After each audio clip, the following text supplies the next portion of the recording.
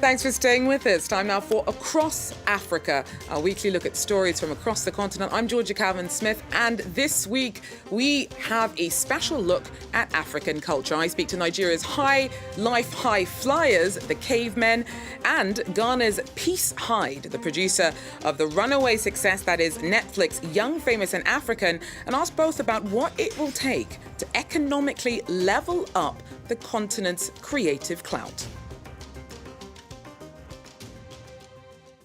But first, bang at the start of June, top figures from around the world headed to Morocco for the Ibrahim Governance Weekend, which was all focused on breaking down what moves Africa should take to stay on course despite some pretty turbulent global times. Amidst those conversations about finance, health and governance were big names from across the continent's cultural landscape too. I got to catch up with Nigerian Highlife sensation, the Cavemen, who told me more about the work that they're doing to expand the reach of African soft power through music.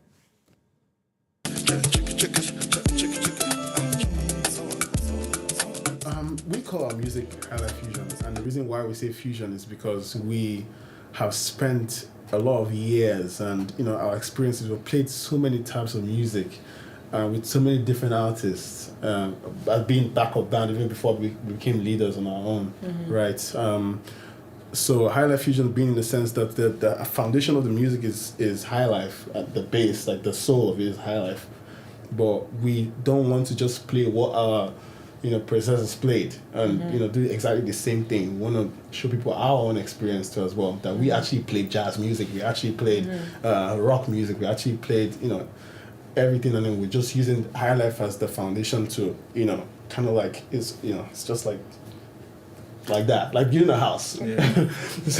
so that's what it is. Let me add to that. I would say there's Highlife and the fusion is us. Basically. Oh, that's super interesting. Yeah. And do you think that there is enough attention paid to the nuance and differences between different genres of African music as we see international appreciation of African music grow? I mean, I feel that it has always been a thing where Africa has always been the different types of music in Africa has always been big. Right. Well, big is relatives. Like big in the surface. There's always been. You go for festivals and you hear African bands and you see the crowds that they pack. In the commercialized sense, the Afrobeats is now being the forefront of everything. It is just the beginning because it's gonna now people are gonna go come to Africa and say, oh, there are many types of just Highlife here. There is amapiano. There is.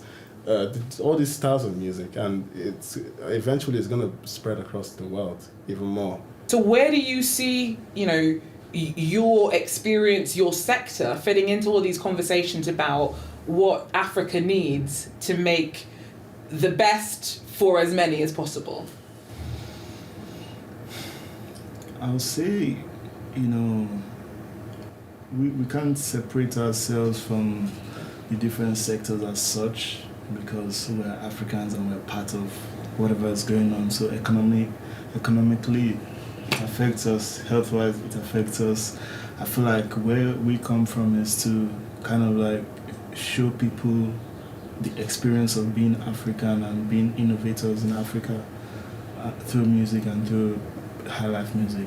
Do you feel like culture is incorporated enough into these kind of conversations about supercharging the continent to make the most of its human resources, of its cultural capital, of its potential? Well, to be honest, I think more has to be done in terms of the exchange, because I feel like there have been different talks about how to develop Africa, culturally, economically, but not enough has been done, not enough has been contributed by Africa, and I feel like, we're at a place now where the world needs Africa to contribute, and that's what we're doing with our music. If you want my girl, please baby, I'll be your soldier. I feel like Africa just needs to be more enabling to its creatives. Yeah, I feel like Highlife is something that Africa has to offer the world, and its advancement is so important for for how the world goes forward, and that's what brings me back to that support. The environment just has to be enabling. We don't need so much. We've been trained to be tough in a way. So those collaborations I was talking about, the collaboration between African countries and African leaders, that would help our message. So it still comes from the above.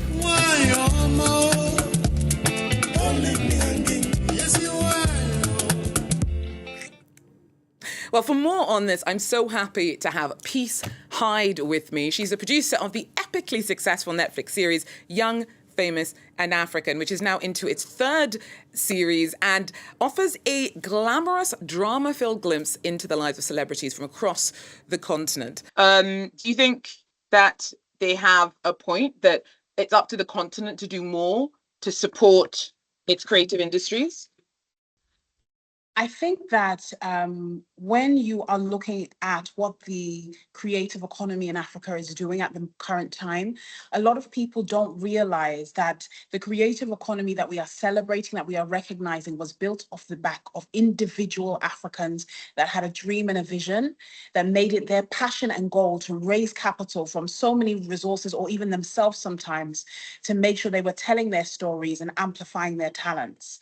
So what you see and what you're experiencing right now of industries such as Nollywood, Gollywood, and even the amazing artists and fashion designers that are being recognized for their years of work and toil is the result of Africans almost carrying and creating that industry on their backs.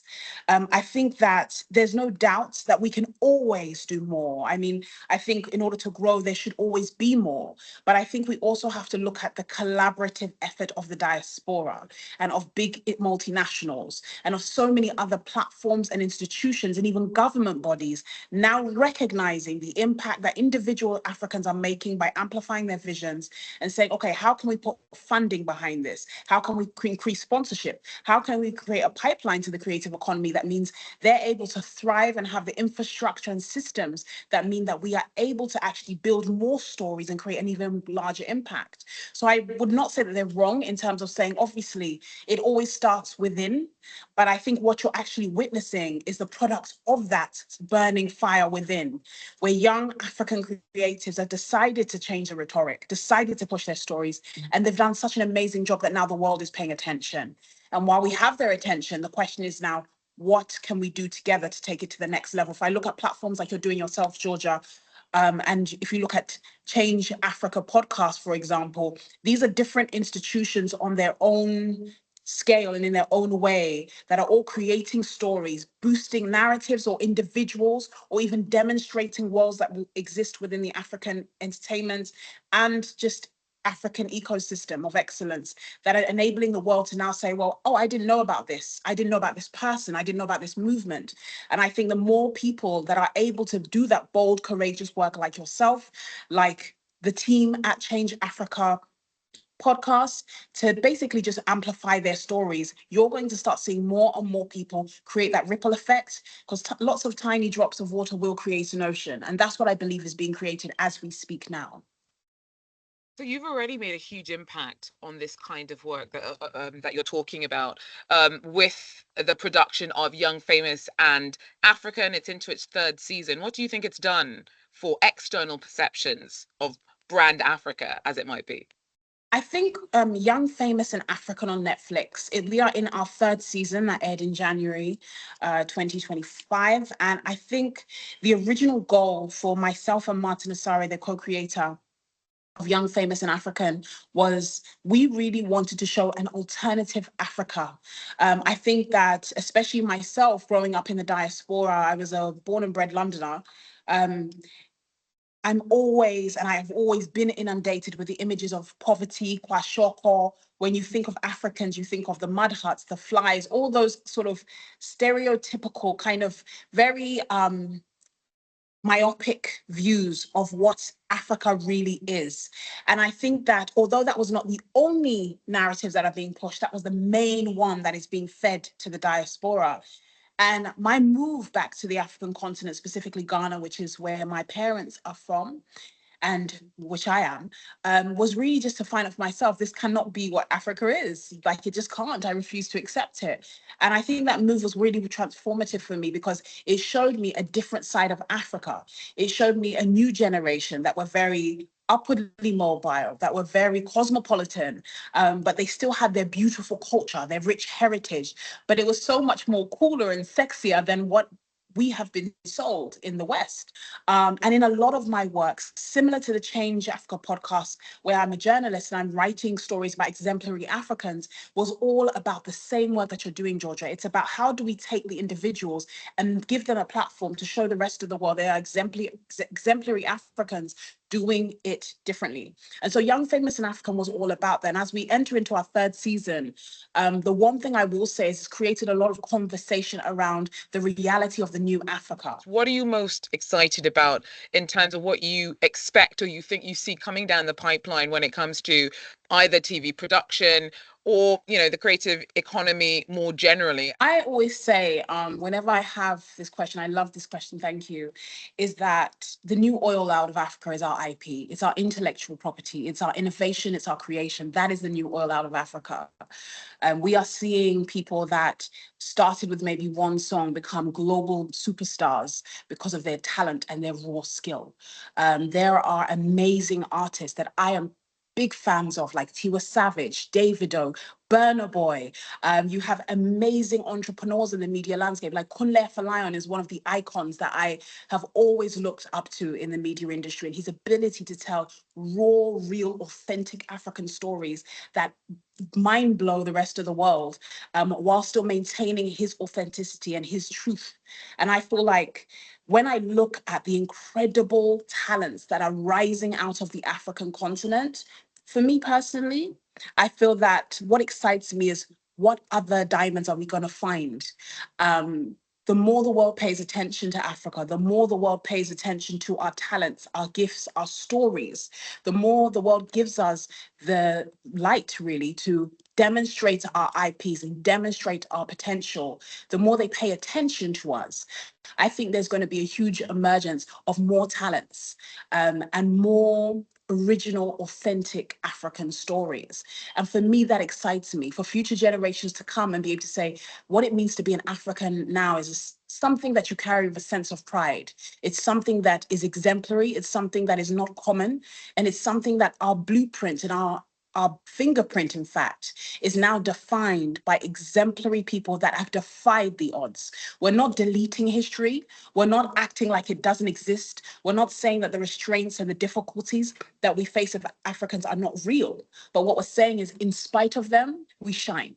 And I think that's a powerful legacy to start creating in our generation. And people are becoming more aware of this. They're seeing it and they're starting to step into their power and also follow suit. And so for me, I'm excited about the evolution of the creative industry. I'm excited to see what, over the years, will we be able to turn this into $1 billion industry? Will we be able to be recognized on par with Hollywood? Will we be able to cut those checks and open the doors of that level to the younger generation? Because the talent is not stopping, you know, and it's really exciting to see. I'm very excited about the direction we're going, and I hope we continue to go from strength to strength. Thanks very much for joining us, and do so again when you can. Till then, take care.